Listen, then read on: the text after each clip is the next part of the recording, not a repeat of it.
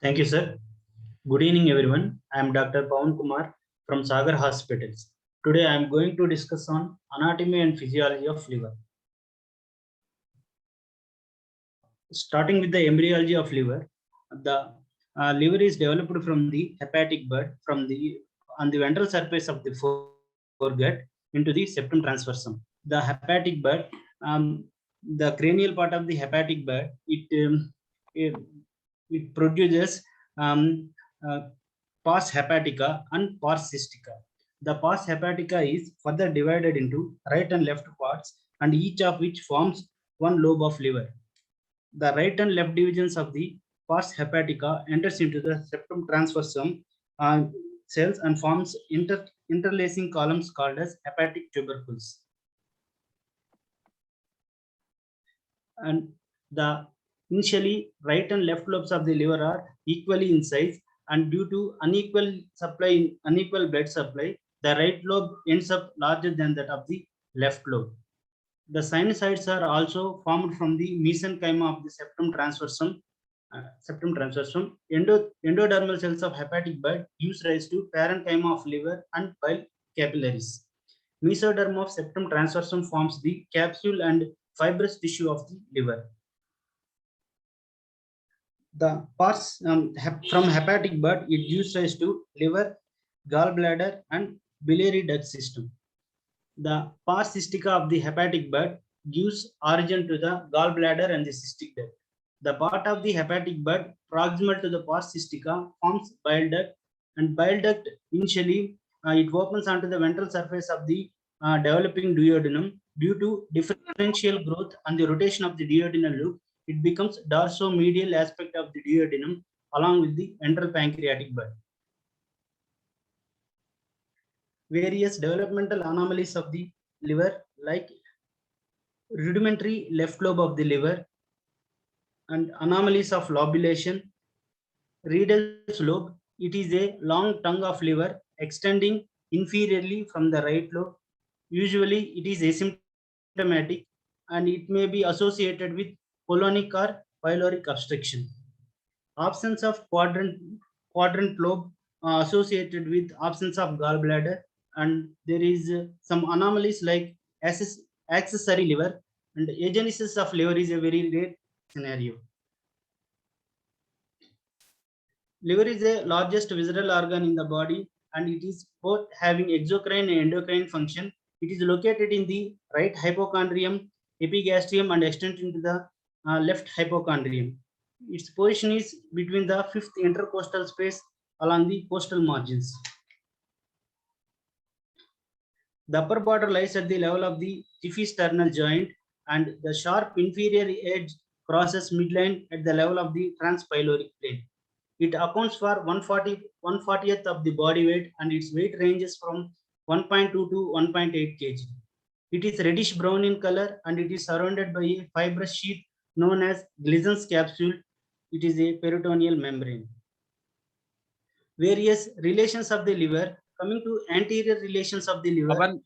Pawan, can I just add one small point to this previous slide of yours? Yes, sir. So it is very useful to remember that the weight of the liver, this is very important later on, because liver volume is very important, is approximately 2% of the body weight. So that rather than 1/40th of body weight, if you remember, it is 2%. Okay, sir. So that will give you so for a 70 kg man or woman, 70 kg person, or 60 kg woman or 70 kg man, it is 1.2 to 1.4 kg. Yes, sir. So that is so just remember that 2%, that becomes so much more easier. Okay, sir. Continue, Pawan. Please continue. Yes, sir. Various relations of the liver. Anteriorly, it is related with the diaphragm, right and left costal margins, and right and left pleura of both lungs, xiphoid process, and anterior abdominal wall in the subcostal angle. Posteriorly, it is related to diaphragm, right kidney, hepatic flexure of colon, duodenum, gallbladder, inferior vena cava, esophagus, and the fundus of the stomach. Liver is completely surrounded by fibrous capsule and covered by peritoneum except at the bare area of the liver. The bare area of liver is a area of diaphragmatic surface. There is no intervening peritoneum between liver and the diaphragm. So the boundaries of the bare area of liver is anteriorly superior layer of the coronary ligament and posteriorly inferior layer of the coronary ligament and laterally right and left triangular ligaments. Now, liver has two surfaces, that is convex diaphragmatic surface and concave visceral surface. The diaphragmatic surface is smooth and molded to the undersurface of the dome of the diaphragm, which separates it from the pleura, lungs, and the pericardium. And it covered with visceral peritoneum except at the posteriorly at the bare area of the liver, where it is direct contact with the diaphragm. The visceral surface of the liver is posterior inferior surface related to the abdominal viscera, covered with peritoneum except at the fossa for the gallbladder and groove for the inferior vena cava and porta hepatis. It bears multiple fissures and impressions from contact with other organs, like here in this image in the slide shows gastric impression, esophageal impression, and suprarenal impressions. There are two sagittally oriented fissures linked centrally by transverse porta hepatis forms a letter H on the visceral surface.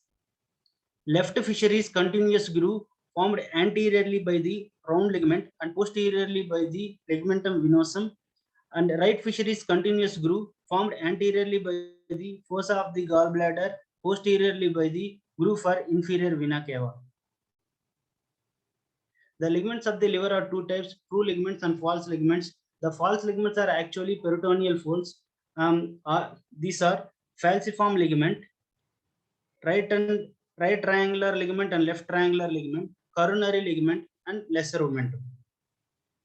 The falciform ligament is attached to the anterior abdominal wall from diaphragm to the umbilicus. It includes ligamentum teres at the inferior border. Formerly, it is an umbilical vein embryologically. It may recanalize in portal hypertension or malignant hematological disorders. The true ligaments, which are the remnant of fetal structures, like ligamentum teres hepaticus and ligamentum venosum. Ligamentum venosum is a fibrous band that is the remnant of ductus venosus. Ligamentum teres hepaticus forms the part of free edge of falciform ligament of the liver. It is the remnant of left umbilical vein. Gastrohepatic ligament, it is anterior layer of the lesser omentum and continuous with the left triangular ligament. And hepatoduodenal ligament, it is the anterior border of the foramen Winslow and it contains portal triad. So the topographical anatomy of Okay, just a minute. Pawan, yes, Srikanth asks, is there any significance, anatomic or functional significance for the bare area of the liver?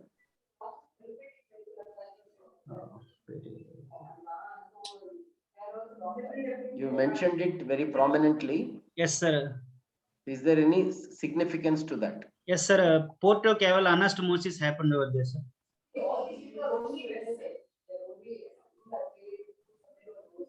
Srikanth? No, I am not sure. That's why I've forgotten. That's why I've asked. Why there should be a bare area? Rajiv, any addition to? Yeah, I think yes, sir. I think what Pawan said is quite right. So the bare area is the area of the liver which is not covered by peritoneum and it is in direct approximation to the diaphragm. Now the significance of, and this is mainly on the right side. Sometimes you can have a bare area on the left side as well.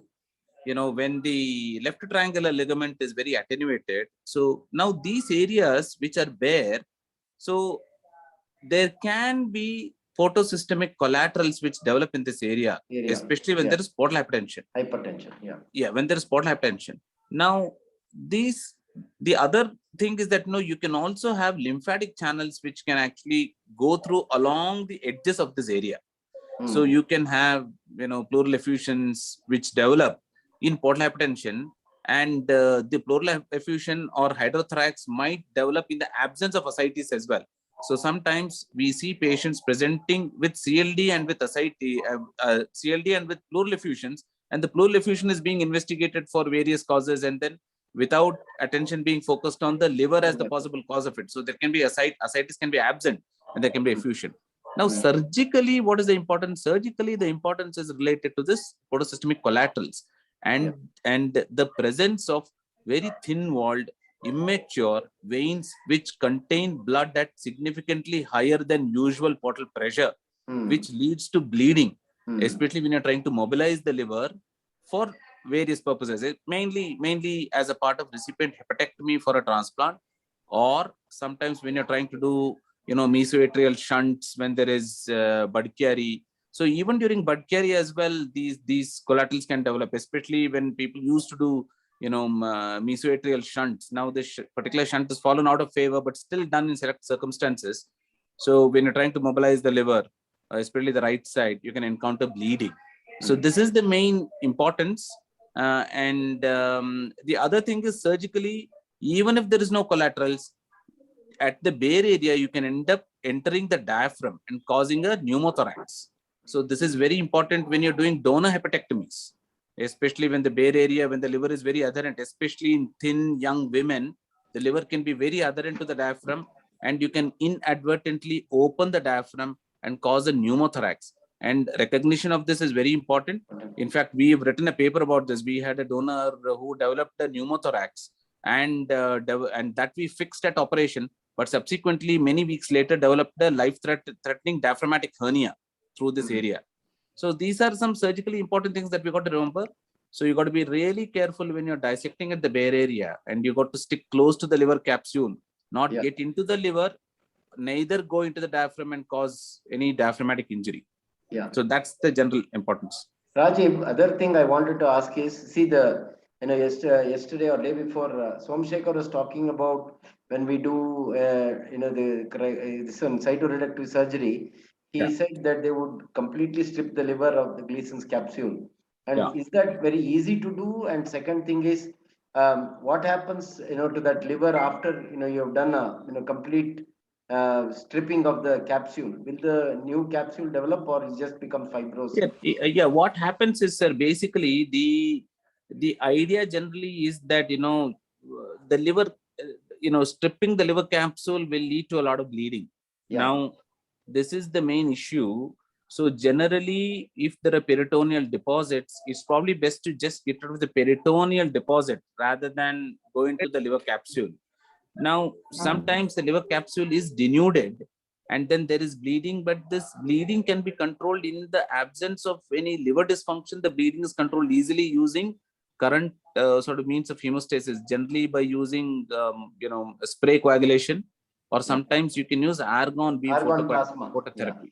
Argon phototherapy is used, and then the bleeding is controlled, and that's generally not a problem as long as the liver is okay and the liver function and the coagulation parameters are not disturbed, because there are not many large veins on the surface of the liver. And even if you strip the capsule, in the absence of cirrhosis, it should be okay. Now, whether the lining grows, yes, the peritoneal mesothelial lining will actually take over very rapidly. And within, there are a lot of studies in animals, where the peritoneal mesothelial cells will form a layer within a few hours to within few days. As long as there is no infection. As long as as long as there's no infection, it'll actually grow very rapidly over. And but why I ask this question is that if you look at the NEJM paper on the ovarian cancer, so there is this, some reduction in overall survival, about 11.4 months. But what is startling is that the morbidity and mortality is not that high, and that is acceptable. So which is why, this surgery, which lasts that long, and it is very quite challenging. It is surprising how well it is tolerated by patients. Yes, sir. Absolutely. Yeah. I agree, sir. Yeah.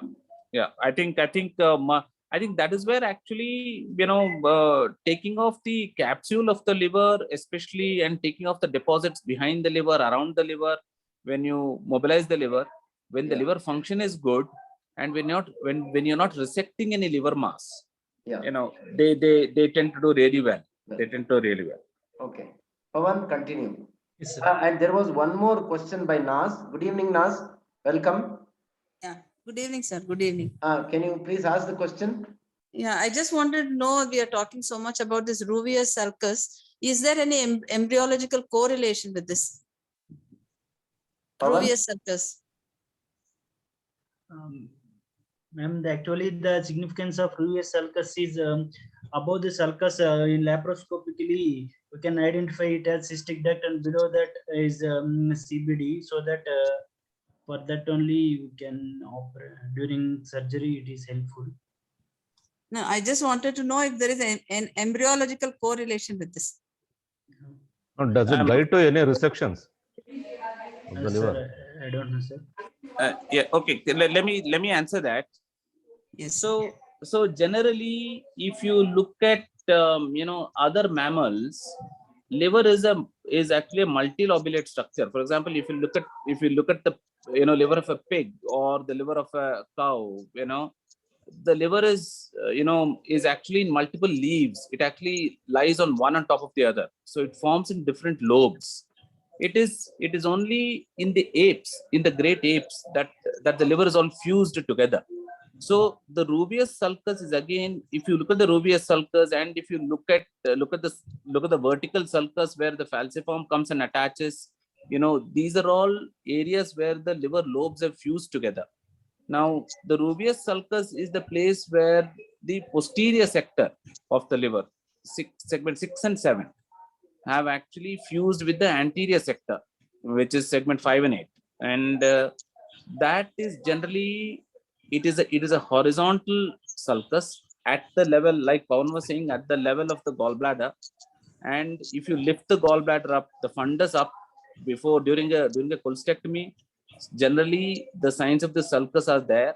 And if you dissect in the sulcus, you're able to get the posterior branch of the right portal vein and also the artery. But having said that, the most consistent occupant of the sulcus is only the right posterior portal vein. The duct is generally much higher up inside the liver, and then the artery, as we know, there are more variations than is the norm in the liver. But by and large, you will find the right posterior artery coursing in the sulcus. So the importance of the sulcus is especially when you're performing a right posterior sectionectomy, when you're removing only segment 6 and 7, or when you're doing an operation, for example, a hilar resection, where you want to assess the operability, whether the right artery is free, in a type 3 tumor, which is going into the right side more. So you begin to dissect in this area and come back down the main portal vein. So certainly in different types of liver resections, knowledge of the sulcus is very important, and it is one of the most important landmarks on the right side of the liver. Thank you, sir. Thank you, sir. Right, Pawan, carry on. Yes, sir. So topographically, liver is divided into right and left lobes and quadrate lobe and caudate lobe. This is the diaphragmatic surface of the liver, where the liver is divided into right and left lobe by the falciform ligament. This is the visceral surface of the liver, where the liver is divided into right lobe, left lobe, caudate lobe, and the quadrate lobe. Physiologically, the liver is divided into right and left lobes by a plane of demarcation present between the right and left lobe, passing from the inferior vena cava to the fossa of the gallbladder, which is called as Cantil's line. Cantil's line. Cantil's line. So this is the Cantil's line, where it is passing from the fossa of the gallbladder to the inferior vena cava. So, according to nomenclature of Conners, hepatic segments are numbered from 1 to 8, where the segment 1 is the caudate lobe, and the left lobe of the liver consists of segment 1 to 4, and right lobe of the liver consists of segment 5 to 8. This is the diaphragmatic surface of the liver, and the visceral surface of the liver consists of the caudate lobe, which is the segment 1, and quadrate lobe belongs to the segment 4. The blood supply of the liver has a dual supply consisting of hepatic artery contributing about 25% and portal vein contributing about 75%.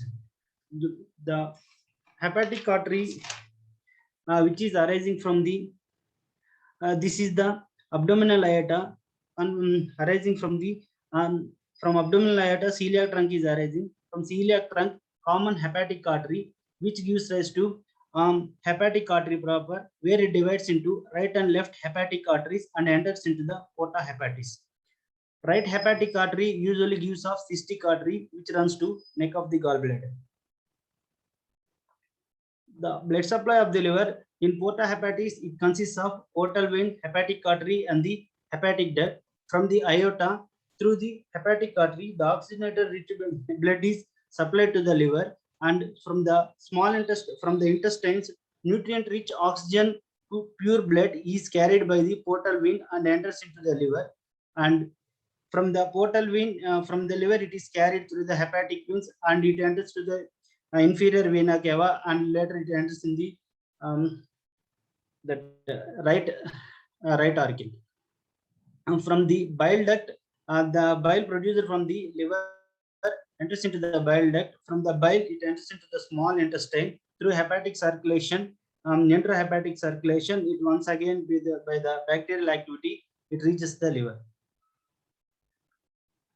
The portal vein is formed by the confluence of the splenic vein and the superior mesenteric vein, whereas inferior mesenteric vein usually drains into the splenic vein before the confluence. The main portal vein transverses porta hepatis before dividing into right and left portal vein branches. Left portal vein is the typically branch from the main portal vein. The left portal vein divides to give of segments 1 and 3 branches to left lateral segments, and segment 4 branches that supplies to the left medial segments. Left portal vein also provides dominant inflow branch to the caudate lobe. This is the main portal vein, where it divides into the left and right portal veins. The division of the right portal vein is usually higher in the hilum at the level of the liver parenchyma at the hilar plate. 20 to 30% of the individuals have aberrant portal venous anatomy, and portal vein trifurcation or aberrant branch from the left portal vein supplying right anterior lobe is most frequent. The portal vein drains splanchnic blood from the GIT, pancreas, spleen, and majority of the colon to the liver and returning to the systemic circulation. Portal vein pressure is usually in normal individuals, it is around 3 to 5 mm of Hg, and portal vein is valveless. In conditions like portal hypertension, it may reach a high pressure values like 20 to 30 mm of Hg. It results in decompression of the systemic circulation through portocaval anastomosis, and most commonly via the coronary vein, which produces esophagus and gastric varices. Closer to the liver, main portal vein typically gives off short branches to caudate process on the right side. The importance of this is this branch ligate during hilar dissection for anatomic right hemihepatectomies. So portosystemic communications, it is the site of where portal venous system anastomosis with the systemic circulation. Usually it is seen at the lower end of the esophagus, at the level of the umbilicus, and at the anal region, and in the bare area of the liver and colic and renal veins. In the at the umbilical region, para-umbilical veins and the superficial veins of the anterior abdominal wall anastomosis. In conditions like cirrhosis of liver, where there is a Caput-Medici condition can be seen, and superior rectal veins and the middle rectal veins anastomosis, and clinically it's we can see in hemorrhoid conditions. The arterial supply of the liver is no. Go back to that thing. Yes, sir. So you think hemorrhoids is portocaval anastomosis? Sir, actually, the superficial rectal veins with the inferior rectal veins, sir. No, see, that's what I asked a very specific question. You said like hemorrhoid, you made a very flippant comment there. So you mean all hemorrhoids is a portocaval anastomosis? No, sir. So this one is normal hemorrhoids has got nothing to do with the portocaval anastomosis. In patients who have cirrhosis of liver, patients who have portal hypertension, you should be careful in diagnosing hemorrhoids in such people, because what you then see is the manifestation of portocaval anastomosis in the rectum. So you have to be careful. You shouldn't try to do hemorrhoidectomy in such patients because they will bleed very heavily. Okay, so that is what you should remember. It doesn't mean that all hemorrhoids is portocaval anastomosis. Okay, sir. Okay. You forgot about the fundus. See the lower end of the esophagus, the fundus. Yes, sir. You can also have varices in the retroperitoneum, which usually affects the duodenum. Then as you said, the umbilicus, then the rectum, and then the bare area. So these are all the sites of portocaval portosystemic, Patients are anastomosis. anastomosis. Okay. What is the physiological importance of portosystemic anastomosis? Why it is there basically? Pawan, Sir. you yourself answered that question, but you have to answer it again, because now there is a specific question which has been directed to you. Anybody else? Pawan, do you know the answer? No, sir. Anybody else? Hari? Janani? Alternative route for actually portal flows almost 75%, 80% of blood flow to the liver, sir, mainly. So That's got nothing to do with it. That's got nothing. Why is there portal systemic anastomosis? That is a very simple question. Sir, to provide alternate routes of circulation when there is any blockage, for example, in the portal vein. So the shunt anastomosis will provide blood circulation. Maybe. No. Janani?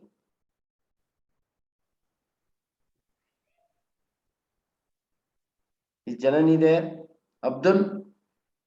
Abdul, do you know the answer? Anybody else can volunteer, please. Hello? Yes, sir. Anybody can volunteer. What is the purpose of the portal systemic circulation? So enterohepatic circulation. No, it's got nothing to do with the No. Pardon, sir. Portal systemic anastomosis. So we enlisted the sites of portal systemic anastomosis. What is the clinical significance of this? Yeah. So it normalizes the pressure in the. Not normalizing. See, what is the purpose of the little area in the nose? Why is it made? There is a reason for it. Why do you get epistaxis in patients who have hypertension? It is a pressure valve which lets out the pressure to prevent, more catastrophic intracranial bleed. So, in fact, it's good to have epistaxis, because otherwise you would have had brain bleed. Similarly, you have these portosystemic anastomosis to reduce the ill effects of portal hypertension. But ultimately, when the pressure becomes so high, they do open up and they cause significant bleed. But imagine if there was no such situation, you would have had catastrophic bleeding and patients would have died. So that is a sort of release valve. Protective mechanism. Protective mechanism. Rajiv, anything to add to that? Rajiv, are you there? I think that quite summarizes it, sir. I think that's summarized very nicely. One of the portal, the portal circulation carries a huge amount of blood, because the celiac axis and the splenic artery and the SMA, mainly the last two arteries, they carry an awful lot of blood going into the gut and into the spleen, and all the return of all this is through the portal vein. Portal vein, yeah. and it's like around about 75% of the total volume of blood passing through the liver is through the portal vein. Yeah. So even if there and the other thing to say is that this portal circulation is very, very sensitive to changes in the central venous pressure. So any increase, I mean, for example, you can ask cardiologists, there can be liver synthetic dysfunction because of right-sided heart failure. I think a lot Yeah. of us would have experienced this. Yeah, I think it's called Kussmaul sign or something, where correct. the liver Yeah. is where the liver is pulsatile because of tricuspid regurg. And so changes in central venous pressure can also affect portal flow. So what we don't want is severe congestion within the gut or in the spleen and massive GI bleeds just because of some raise in central venous pressure. So nature has given us this fantastic sort of just like a pressure cooker Pressure valve. Yeah. valve release, which will help us cope with this day-to-day changes in central venous pressure changes and any obstruction to portal flow. So I think this is the important thing. And like obviously, like was conditions obvious over and above nature's mechanism, then there will be clear extent. So the normal portal pressure is round about 5 millimeters of water. So up to 15 millimeters, you can have a portal pressure increase before any varices develop. So when you see varices on endoscopy, you know that the portal pressure is already 15 easily. Yeah. And Yeah. that doesn't mean to say that bleeding is at that pressure, but you can see that that there is like a 500%, 2 to 5, even if you say 2 or 3, if you take an average of 3, from 3 to 5, so 3 millimeters of water to 15 millimeters, there is accommodation within the portal circulation. So this is the amount of reserve that nature has given us. Yeah. Okay, Pawan, continue. Any other questions from the audience? One more question in the chart. Yeah, let me see.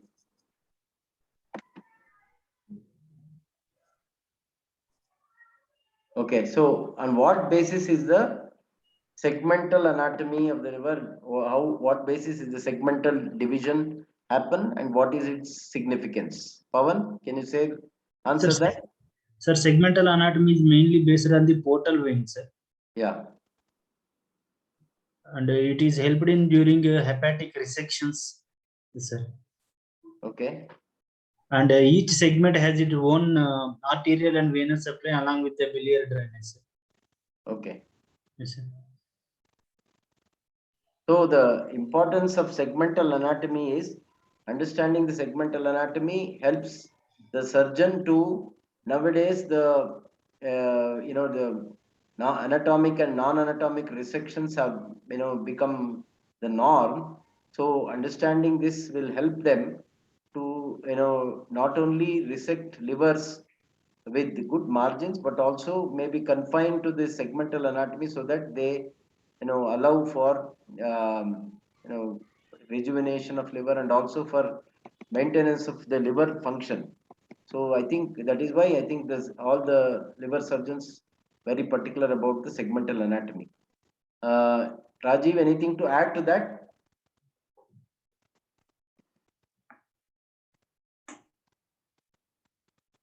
Hello, is Rajiv there?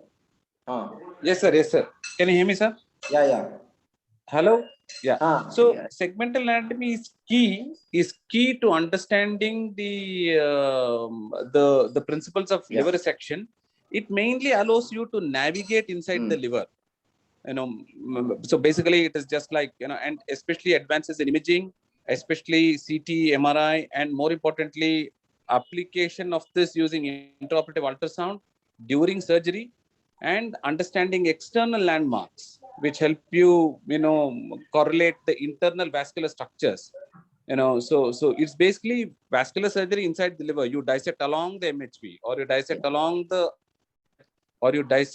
anterior portal pedicle or posterior portal pedicle, and then you isolate them, and then you can perform really beautiful anatomical resections with no blood loss. So that's the importance. That I think the importance of understanding segmental anatomy is key to performing safe liver surgery without massive blood transfusion. All this worry about horrendous amount of blood loss and all that, arranging 10 units of blood, 20 units of FFP and all that, I mean, is reduced remarkably to a small extent because of understanding of segmental anatomy, and that is key. It appears complicated, but it's very simple. It's very simple. Yeah. Okay. Pavan, continue. Yes. Shrikant, happy with the answer? Any further? No, nothing. Thank you. Thank you. Okay, continue. Yes, sir.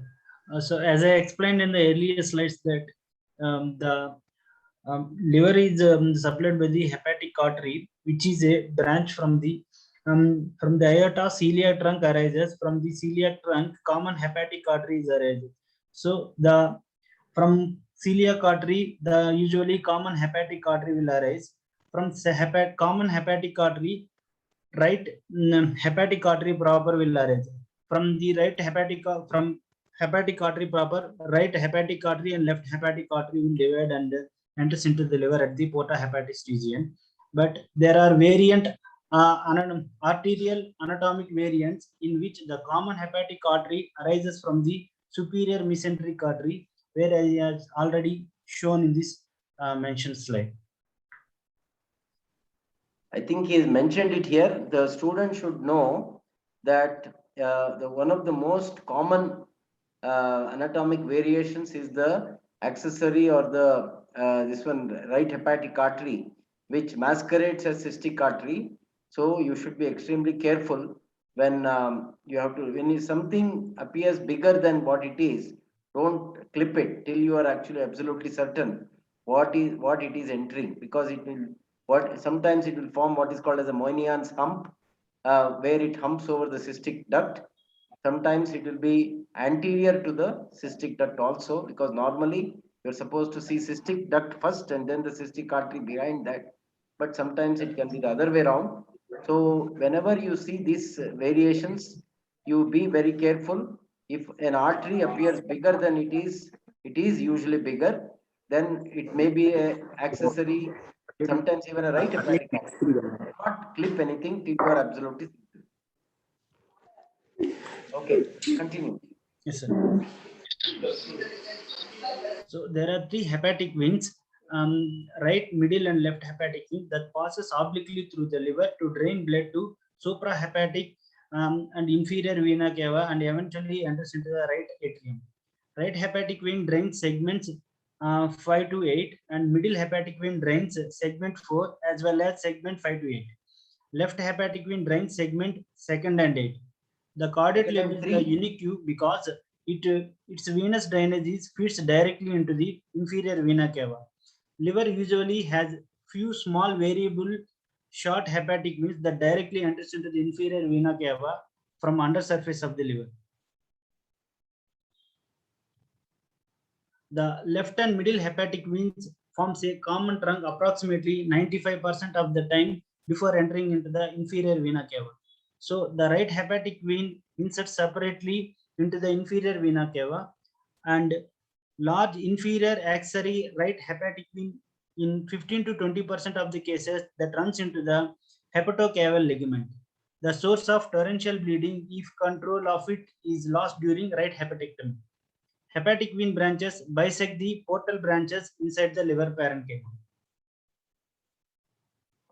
So as I mentioned, Pavan, just a minute. Yes, See the students again.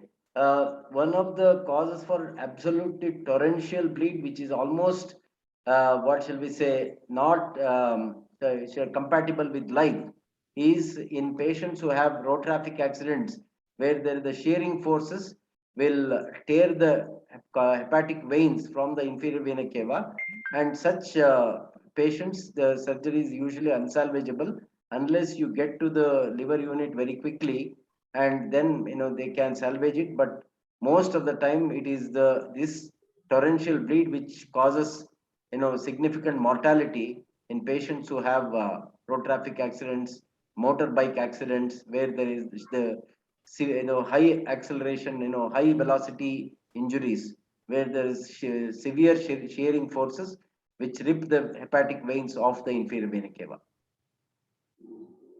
Okay, right, carry on. As I mentioned in the earlier slides that the right and left lobe of the livers are anatomically no significance and separated by the ligaments like falciform and the ligamentum venosum. The true morphological and physiological divisions by line extend from fossa of the gallbladder to fossa of inferior vena cava, that is Cantil's line, and each segment has its own blood supply, venous drainage and biliary drainage. There is no anastomosis present between these divisions, and three major hepatic veins, that is right, left and central hepatic veins are there. Each segment based on the hepatic and portal veins, they are divided into segments. There are different orders of divisions of hepatectomy based on, like first order division, it is based on the right or left lobe, and second order division, it is based on the bile duct and hepatic artery. Third order division, it is based on the segments 1 to 8, and fourth order division, it is based on portal vein. So the first order division, like the anatomical, that is right hemiliver, that is here the according to corner segments, the right side of the liver is from segment 5 to 8, and the left side of the liver is from segment 1 to 8. So if you done any hepatectomy 1 to 4, man, not 1 to 8. 1 to 4, sir. 1 to 4. If you done any surgical resection over the right side from segments 5 to 8, then we termed it as right hepatectomy or right hemihepatectomy. Similarly, for the left hemiliver from segment 1 to 4, if you done resection of the segments from 1 to 4, we call it as left hepatectomy or left hemihepatectomy. Based on the bile duct and the hepatic artery, there is a second order division, that is right anterior resection, that is the segment 5 and 8 is called as anterior segments. So if you done the segmental resection, then we call it as right anterior segmentectomy. Similarly, right posterior resection, where if you done the segmental resection of the 6 and 7 segment, then we call it as right posterior segmentectomy. Similarly, left medial resection, that is if we done resection of the segment 4, then we call it as left medial segmentectomy. Similarly, left lateral sections like resection of segment 2nd and 3rd, we call it as bisegmentectomy or left lateral sectionectomy. And if you done from segments resection of segments from 4 to 8, then we call it as extended right hepatectomy or extended right hemihepatectomy. If you done a resection of the segments from 2nd to 8 segments, then we call it as extended left hepatectomy or extended left hemihepatectomy. The third order division, if you based on the segments, the segment 1 to 8, any of the segment if you remove, for example, if we remove segment 6, then we call it as segmentectomy. If we remove two contiguous segments, then we call it as bisegmentectomy. Alternate second order division, that is fourth order division, based on the portal vein, that is right anterior sector or right paramedian sector. Here, if the resection of the segment 8 and 5, then we call it as right anterior sectorectomy or right paramedian sectorectomy. Or if we resect the segment 6 and 7, then we call it as right posterior sectorectomy or right lateral sectorectomy. If we done a resection of the segment 3rd and 4th, then we call it as left medial sectorectomy or left paramedial sectorectomy. And if you done resection of the segment 2, then it will call it as left lateral sectorectomy or left posterior sectorectomy. The nerve supply of the liver, the parasympathetic nervous system. What are the indications for the segmentectomy and sectorectomies? Sir, during carcinomas, sir, during hepatic carcinomas in early stage. I don't know. That's why you should have mentioned that what are the indications, why, when they are done. Anta. Pavan, you don't know Sir. the answer? Anybody? Hari? Hari? Sir, no, no, Huh? Don't know. no, no, sir. For transplant purpose. No, not transplant. I think basically the segment, all these segmentectomies are mentioned in patients whom you do, especially one is in hepatocellular carcinomas and in usually colorectal cancers, where you can do segmentectomies if the tumor is definitely confined to that segment. Because previously, previously, especially in patients who have cirrhosis of liver, where the reserve of liver is so less that you can't take out the segments with impunity, you may have to resort to small segmentectomies. So that is the significance of these segmental resections. But by and large, if it is normal patient, you usually go for left or right hepatectomies or extended left or extended right, whether it is for primary hepatocellular carcinomas or for secondaries, usually from colorectal malignancies. Rajiv, anything to add? Yes, sir. No, just to say, Pavan, Yes, I sir. think, see, the answer to what is the indication for these surgeries is, it is any disease which needs, anatomical liver resection. Okay. That's the answer. Yes. So what you were describing, various types of, there is no need to, go into the great details of all this. So once you're doing these operations, you will get to know them by yourself. But however, I think the importance of all this, see, what I think from a postgraduate point of view, you should remember is that these, standardizations of resections have been done because people used to give all these different types of names. If you look at the history of liver surgery, it is one of the most misunderstood aspects of GI surgery. I think even today that is still the case. So what happened was this IHPBA people in the Brisbane Convention, they all got together and decided to standardize these type of resections. And that is where all these various classifications have come from. Now, like, Ravi Shankar sir just now said, you will use this whenever you want to preserve liver parenchyma in whatever type of liver disease it is. It could be Caroli's disease, it could be, hepatolithiasis, it could be HCC, it could be colorectal metastasis, it could be various other types of liver tumors or other types of benign liver diseases, in which, for example, Caroli's disease, only one sector of the liver is involved, then you do a right posterior sector. Yeah.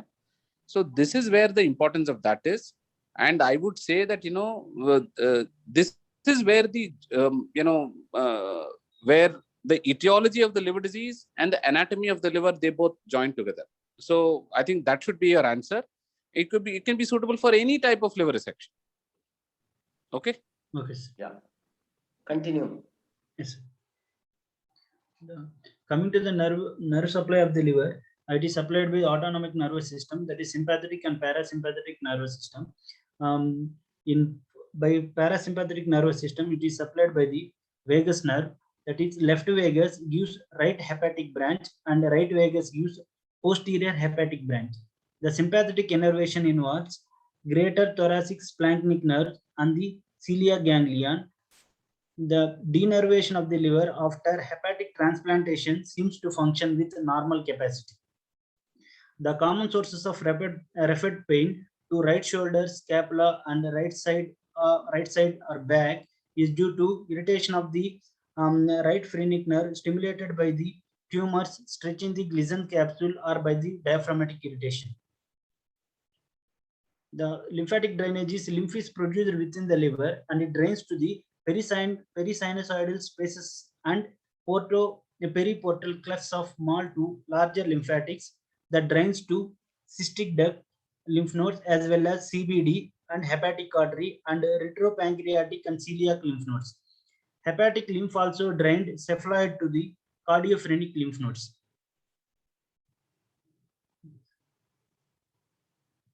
Sir, can I continue, sir? Yeah, please, quickly. How many slides are there? Physiology. Sir, 25, sir. Is it possible to complete? Now you go on for another 10 minutes, then we will stop. Okay, sir. No, physiology we can keep another class, man. So then we have to stop now because Yeah, it will be, yeah, Raju can add some more thing. Sir, anything. okay, I had small doubt, sir. yeah. Sir, this last point, sir, hepatic lymph drain also drains the cephalite to the cardiophrenic lymph nodes, no, sir. Hmm. That, See so basically cephalad means towards the neck. yes, sir. So That is in the superior basically, mediastinum. it should drain downwards. Instead of that, it goes up, cephalad. Yes, sir. So it can involve through the phrenic nodes into maybe the mediastinal nodes also. So that is what it means. Okay, sir. Sir, can I just Yeah, take a couple minutes, sir? Just a couple summarize minutes on. Yeah, sure. Yeah. So I think the first thing is, I mean, I would not bother too much about the intrahepatic vascular anatomy and the various segmental anatomies. Yeah. Until unless you're going to be performing, anatomical dissections of the liver, or you're into transplantation or to HPB surgery.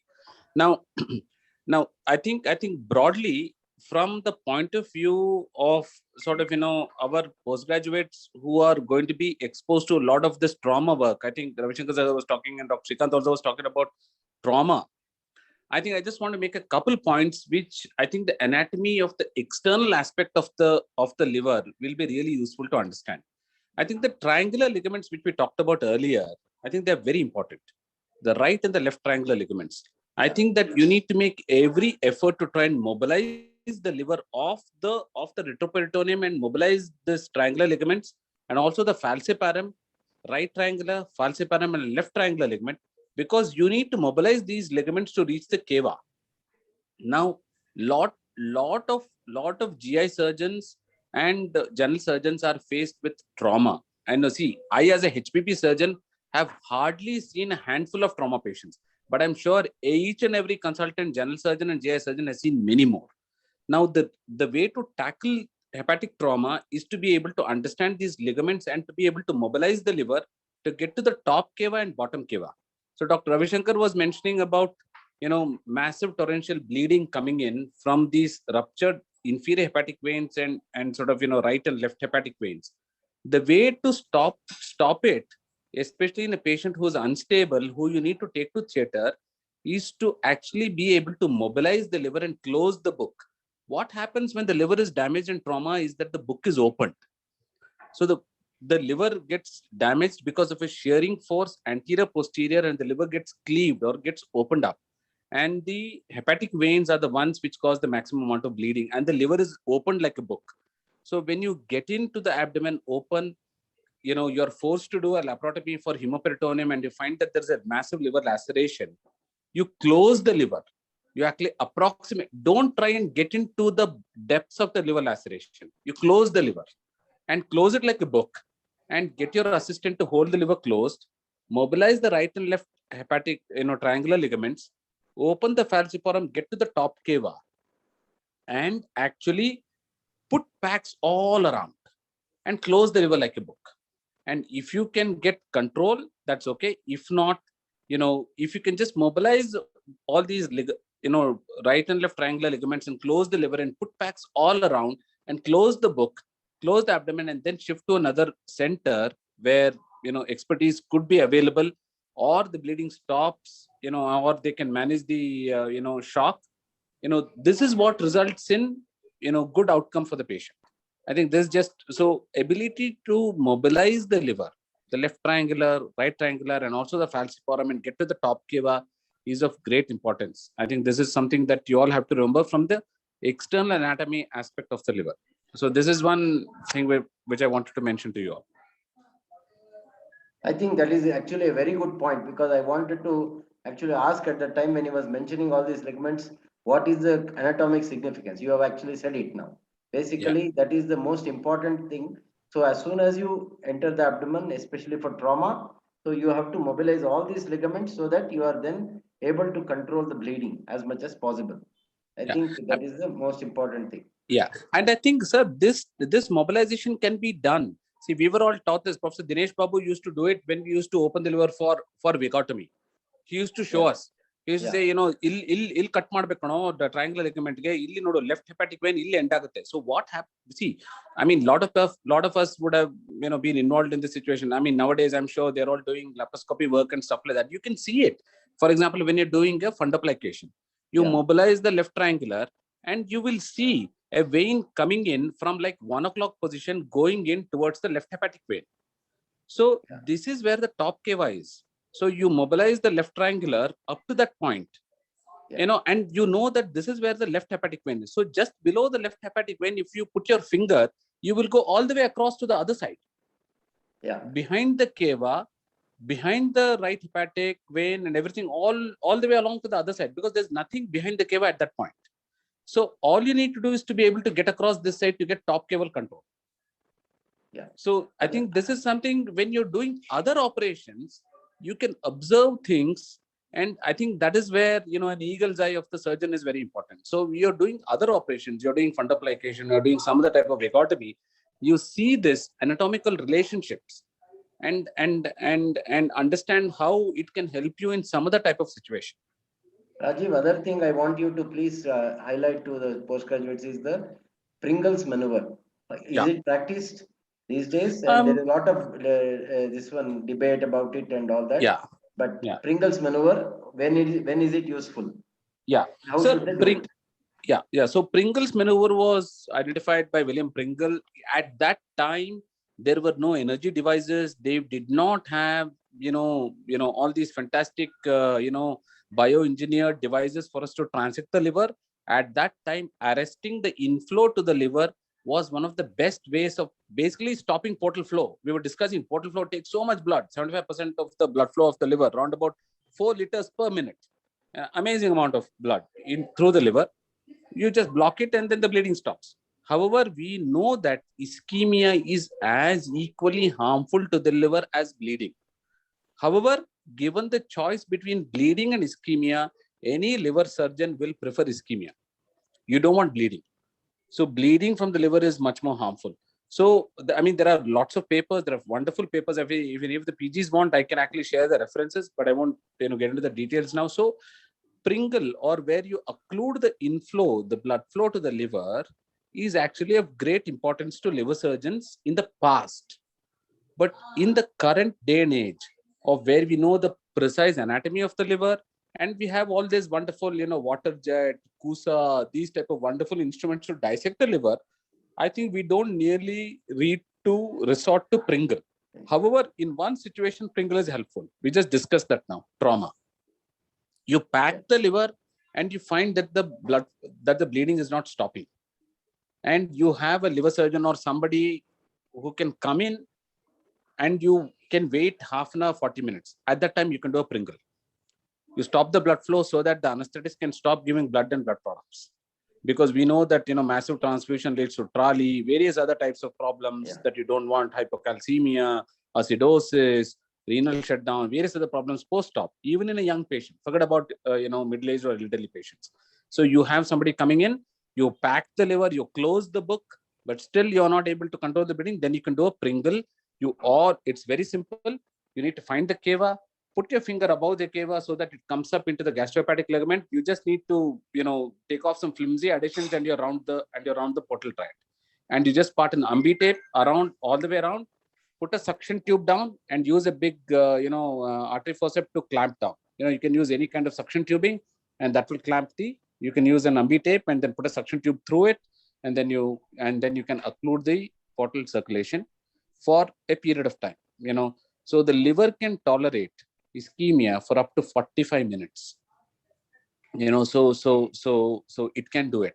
I mean, I'm talking about young livers. I'm not talking about, fatty livers or livers which are damaged or elderly livers. So definitely in a young patient trauma situation, you close the book, you close the liver, you put packs all around, still bleeding is not stopping, then you can do the Pringle. I think in the current day and age, this is the only situation where Pringle is useful. Pringle is used. Yeah. We don't use it for standard liver sections at the minute. Yeah. Okay. Rajiv, Yes, sir. if you have some time tomorrow, can share short videos of this mobilizing the ligaments and then the Pringle maneuver. Yeah. We have some videos, sir. We have some Yeah, videos from 5 minutes or yeah. 10 minutes. Yeah. I'm sure I can dig out those videos. Yeah. I think mobilizing the liver and this external anatomy is what I would recommend to all our MSPGs to understand. Yeah. Because certainly when I was an MS, I can, thanks to my boss, Professor Dinesh Babu, who kind of explained a few things to me, but everything was gobbledygook. I could never understand anything. Only after spending years, I could understand so internal anatomy, no need to worry. We'll leave it. Yeah. But external anatomy, especially the various sulcuses, Unless we see some procedures we can't Yeah. follow. Yeah. See, And the other thing is, I want to say, if any of the PGs want to come and watch any liver procedure, please contact me. We do at least 2 to 3 procedures a week. I am very happy. We can demonstrate every, I think some PGs from Baptist came. I think some from Sagar also came. And they came, and a couple people from Ambedkar came. We are very happy. We can demonstrate all these things, and we can explain the relevance in day-to-day general surgical and GI practice. Other thing, as a practical thing is when, for example, when you are doing difficult cholecystectomy, when you have to open and the gallbladder is not, very, sort of visible, the anatomy is not clear, or if you are doing hepaticogynostomy, a simple maneuver of just placing your hand above the liver and placing couple of gauze, big gauze packs there, brings the liver down. And and then the liver just turns a little so that the anatomy becomes a lot clearer for you to do either cholecystectomy or hepaticogynostomy easily. So that is another. Yeah, absolutely, sir. Absolutely, you said it. See, if you mobilize the right triangular ligament and put a couple packs behind the liver. See, we liver surgeons, we are very privileged because we work in these hospitals where we have all these Thompson retractors, various kind of fancy retractors. Now, when let us say you are faced with a challenge of sort of, trying to do this extremely difficult cholecystectomy with sort of, minimal retraction, that is where these things help a lot. You mobilize the liver, put a couple packs, and wonderfully, the gallbladder suddenly is in the abdominal wound. Correct. It is all the way up to the surface. See, the main problem of this gallbladder surgery is inadequate mobilization and inadequate visualization. Exposure, exposure. And the other thing is, you were talking about this artery. A lot of people get worried about dissecting the artery and then suddenly assume that this is the cystic artery. But there is no need to do that. You can take your time, mobilize everything around, use whatever laparoscopic instruments or open instruments you're using, right angle, gentle dissection, spread the artery, see the right artery going down behind the bile duct and confirm that this is the right hepatic artery, and then going up that, okay, this is the right hepatic artery and there is the division anterior, posterior, and this is the cystic. And then you can clip the cystic and divide it. And once you divide the artery, suddenly you get mobility on the sort of cystic duct and the Hartmann's pouch. But so people get worried about this dissection. Oh, dissection madidre eno agbidutte. Eno agala. I think the key is to get adequate visualization, get your eye in and see what is going on. It's very simple, so no need to assume things. That's what I would tell the PGs. Don't worry, take 10 minutes more, 15 minutes more. Don't get worried that there are so many people watching you, anesthetist is watching. No, the patient is in your hands. You have to decide what you have to do. So take your time, no problem. Dissect everything out, see what is going where. And once you're sure what is going where, it's absolutely fine. Now, the cystic artery, ligate it and cut it. And then, whatever, laparoscopic open, whatever. I think that particular aspect of focusing, getting adequate mobilization, visualization, keeping calm, doing adequate dissection as is necessary to identify vital structures, and then proceeding with the procedure is vital. Okay. Srikanth, final comments? A very, very, very good presentation, and thanks to Rajiv for making it a lot better. So, very good, Pawan. Pawan, good. You have made good effort, and I think the slides were good quality, good effort. You answered most of the questions at your level, and I think you have improved significantly. And heartfelt thanks, gratitude to Rajiv for his time, for his expertise, and his enthusiasm to teach. Thank you very much, Rajiv. We really appreciate your effort. And all students, I hope you have benefited from the wisdom of our liver surgeon. And I think we'll call it a day. Thank you very much. Good night. Thank you, sir. Good night, sir. Good night. Night. Thank you, sir. Good night.